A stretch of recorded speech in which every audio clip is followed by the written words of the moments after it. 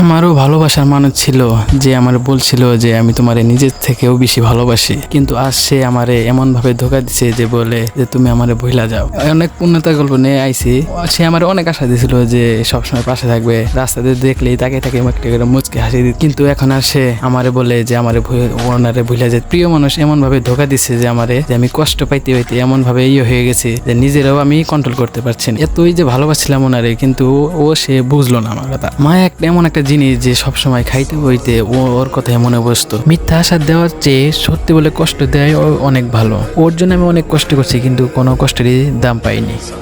আমি একটা কথা আপনাদের বলতে চাই, কখনো নারীর ছলনায় পড়বেন না বা কারোর মায়ায় পড়বেন না। আমি ওরে মুখের উপর জবাব দিতে পারি, কিন্তু আমার মনে বলে না থাক, খারাপ লাগবে। আমি আরো বলতে পারি, অনেক কিছু ওরে বলতে পারি, না থাক, যে আমার সাথে সবসময় ভালোভাবে মুচকে হাসি দিচ্ছে, আমার আমার ভালো লাগছে সবসময় ওরে দেখলেই।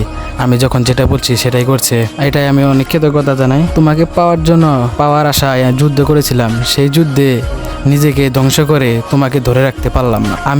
আমারে হারাইছো না, যাও তুমি জিতছো। নাটক গল্পের মধ্যে যদি আমাদের ভালোবাসা পূর্ণতা পেত তাহলে কতই না ভালো হতো। মিলাইয়া নিও, আমার মতো করে কেউ তোমাকে কোনোদিন ভালোবাসবে না। প্রিয়, একটা কথাই মনে রেখো, পারলে আমাকে ক্ষমা করে দিও। দুঃখ ছাড়া আর কিছুই দিতে পারিনি তোমাকে। চেষ্টা করেছি সবসময় নিজেকে করে রাখতে, কিন্তু আমার জীবনে তো সবই ব্যর্থতার ছাপ। আমি হাজারো চেষ্টার করেও পারলাম না তোমাকে নিজের করে রাখতে। প্রিয়, তোমাকে ছাড়া অন্য কাউকে ভালোবাসার ক্ষমতা আমার আর কখনো জন্মাবে না। গোটা শহর তো চাইনি, চেয়েছিলাম শুধু তোমায়, কিন্তু তুমি তা হতে দাওনি। মিলিয়ে নিও, আমার মতো ধৈর্য ধরে এত যত্ন করে কেউ তোমাকে কোনোদিন ভালোবাসবে না। অনেক শখের একটা মানুষ ছিল, কিন্তু মানুষটা আমার ভাগ্যে ছিল না। আমি জানি না মানুষটা আমাকে মিস করে কিনা, তবে আমি মানুষটাকে প্রতি মুহূর্তে মিস করি। না জেনে প্রতিটা মানুষকে কখনো ভুল বুঝো না। একটা কথা মাথায় রাখবেন, কারো মনের মধ্যে ভালোবাসা জন্ম দিয়ে তাকে ছেড়ে দেওয়া আর তাকে মেরে ফেলার সমান। এত মায়া করে ভালোবেসেও পেলাম না, আর কেউ কিছু না করেই পেয়ে যাবে, এটা ভাবা যায়? কিভাবে পারলা এমন আচরণ করতে? তুমি না আমারে অনেক ভালোবাসতা। জীবনে প্রিয়, একটা কথা মাথায় রেখো, জীবনে সবকিছু ভুলে যেতে পারি, কিন্তু তোমাকে কি করে ভুলবো আমি? তুমি তো আমার জীবনে প্রথম ভালোবাসা ছিলা। এত আফসোস রাখতে নেই, কিছু মানুষ ছাড়াও জীবন চলে। আমার জীবনে প্রতিটা সুন্দর জিনিস কোনো না কোনোভাবে হারিয়ে যায়, তাকে ছাড়া আর কিছুই ভালো লাগবে না, এটা সবসময় মাথায় রাখবেন। মায়াবী এই শহরে স্বপ্ন দেখা বারণ। পৃথিবীতে সবচেয়ে ভয়ঙ্কর দৃশ্য হচ্ছে একটা প্রিয় মানুষের অচেনা রূপ, যা দেখলে ভয়ঙ্কর অনেক। আমি স্বপ্ন দেখার বয়সে স্বপ্ন হারিয়েছে অনেক। ব্যর্থতা যখন সীমা ছাড়িয়ে যায়, নীরবতা তখন ভয়ঙ্কর রূপ নেয়। এমন একটা বয়স ছিল, এমন ছিল জাদুতেও বিশ্বাস ছিল, আর এখন বাস্তবতাকেও সন্দেহ লাগে। রিলেশনশিপ হচ্ছে মানে এটা না যে একজন হ্যান্ডসাম বয়ফ্রেন্ড থাকা কিংবা সুন্দরী গার্লফ্রেন্ড থাকা।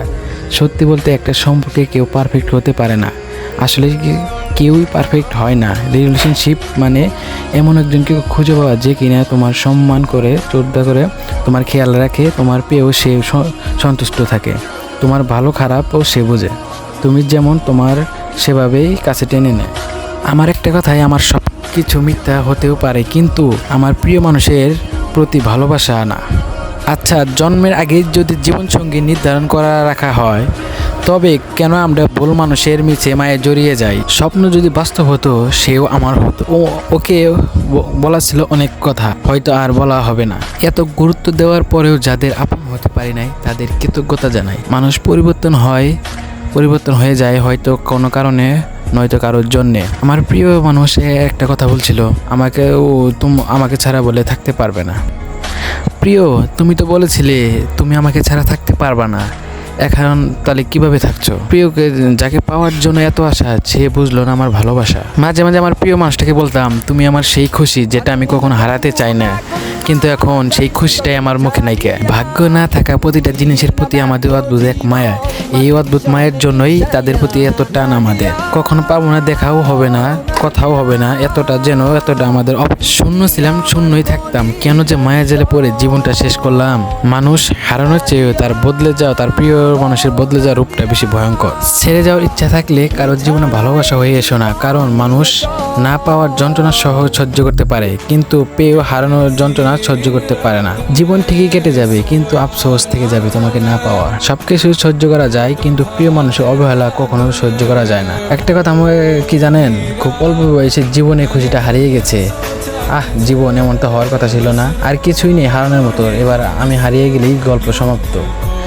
সবশেষে এখন আমি তার দেওয়া চিঠি বা তার স্মৃতিগুলো সব আমি মুছে ফেললাম আজকে।